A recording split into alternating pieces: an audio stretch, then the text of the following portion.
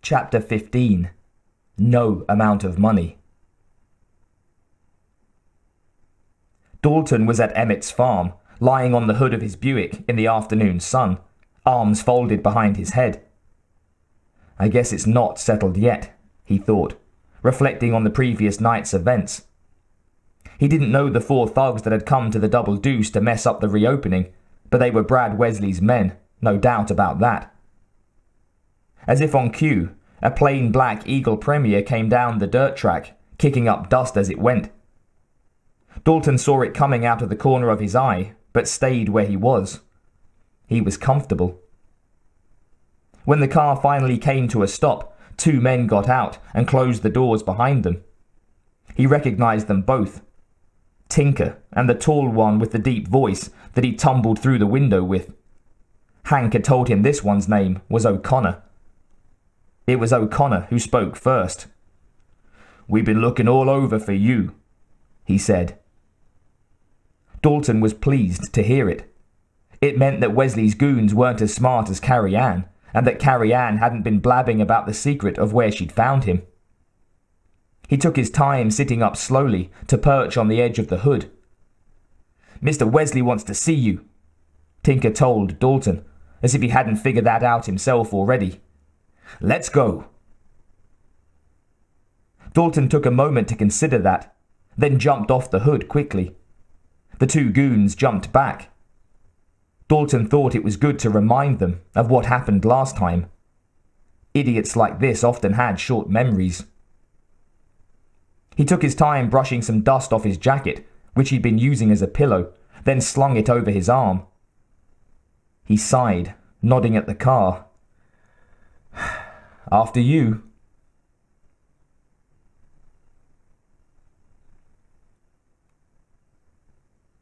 Dalton looked around as he walked into Brad Wesley's ranch house. O'Connor gestured for him to head on through to the back. The first room he entered was a games room, with a pool table on one side and a billiards table on the other. The room itself was 3 times the size of the pool hall at the Double Deuce, with walls at least 15 feet high, all lined with an array of wild animal heads mounted up as trophies. Loud pop music was blaring out from the next room, getting louder and more irritating as Dalton got closer to its source. To one side of the next room, on a series of blue exercise mats laid out on the floor, Dalton saw Denise running through some calisthenics in a spandex top and tight leggings. He couldn't see her face since she was bending over, stretching her lithe legs, but he recognized her platinum blonde hair. When she stood up straight, they locked eyes. She immediately turned away from him and covered one side of her face with her hand. Before it got there, Dalton had seen the black eye and the cut lip beneath. He remembered what he'd been told about Denise belonging to the local magnate and was immediately put in mind of a master beating his slave. Just another tick on the "what makes Brad Wesley a scumbag" list. Wesley himself was in the adjoining sunroom, enjoying his breakfast alone at a large glass table. "Hey, Dalton!" He smiled happily when Dalton walked in, as if greeting an old friend. "Have a Bloody Mary?" Dalton shook his head. "Some breakfast?" Wesley tried, playing the good host. "No, thank you." Dalton declined.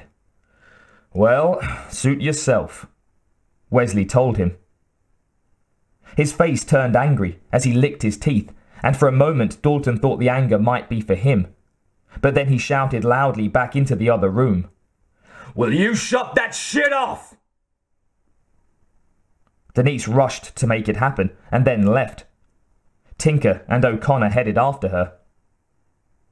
Wesley spread his arms, hands still holding the cutlery, as if by way of apology for the interruption. "I can't listen to that crap," he explained. "It's got no heart." Dalton walked further into the sunroom while Wesley kept on eating. He spied an old silver-framed photograph on a small table nearby and stopped to study it. The man in the picture was well dressed, and the photo itself looked to be at least 50 or 60 years old. The man it depicted had an air of power. Wesley saw what Dalton was looking at. My grandfather, he told him. Dalton tried to be amenable. Looks like an important man. He was an asshole, Wesley corrected sourly, shaking his head with his eyes back on his plate, still chewing his bacon. After a moment, he clicked his tongue and turned to stare at his visitor. But you're a smart boy, aren't you, Dalton? He nodded, as if agreeing with his own assertion, then added, You're just not too realistic. Dalton didn't respond and began to circle the room slowly. Christ, I'm just like you, Wesley went on. I came up the hard way, from the streets of Chicago. He put down his cutlery, finished with his meal for now. You know, when I came to this town after Korea, there was nothing. He waved his hand for emphasis, then pointed with the other one, as if seeing something in his mind's eye. I brought them all here. Pointed again.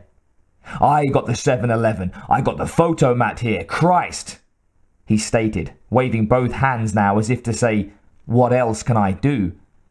Then added proudly, J.C. Penney is coming here because of me. You ask anyone, they'll tell you. Wesley sipped his Bloody Mary as Dalton completed a circle of the room and returned to face the seated man. Wesley wasn't looking at Dalton, but if he had been, he would have seen anger in his eyes. You've gotten rich off the people in this town, Dalton accused him. Wesley didn't deny it. In fact, he broke into a laugh, long and hearty. You bet your ass I have, he agreed. And I'm going to get richer. He wiped his mouth with a cotton napkin and looked seriously at Dalton, ready to let him in on his own personal philosophy of how things were. How things should be. I believe we all have a purpose on this earth, he explained. A destiny. I have a faith in that destiny. It tells me... He paused, his eyes widening as he stared at Dalton. To gather unto me what is mine. Dalton stared at Wesley, measuring him silently, wondering where on the line between delusional and mad he really lay. Wesley could see he wasn't getting through, that the younger man couldn't see how alike they actually were. But Christ, you get paid for beating people up, he reminded him. Tell me you don't love it. Dalton began pacing again. Of course you do, Wesley appealed to him. You wouldn't be human if you didn't. Dalton sat down on a chair by the window, reassessing what he thought he knew about this small-town mafioso. He shook his head and ran his hands over his face and through his hair. Wesley turned his chair away from the table and towards Dalton. He had another bit of information he'd found out, something else that might remind Dalton about who and what he really was. Dalton, I have a cousin in Memphis, he said, and he knew he'd hit home as Dalton sat up in the chair. Tells me you killed a man down there. Tells me you said it was self-defense at the trial. But you and I know that isn't so, don't we?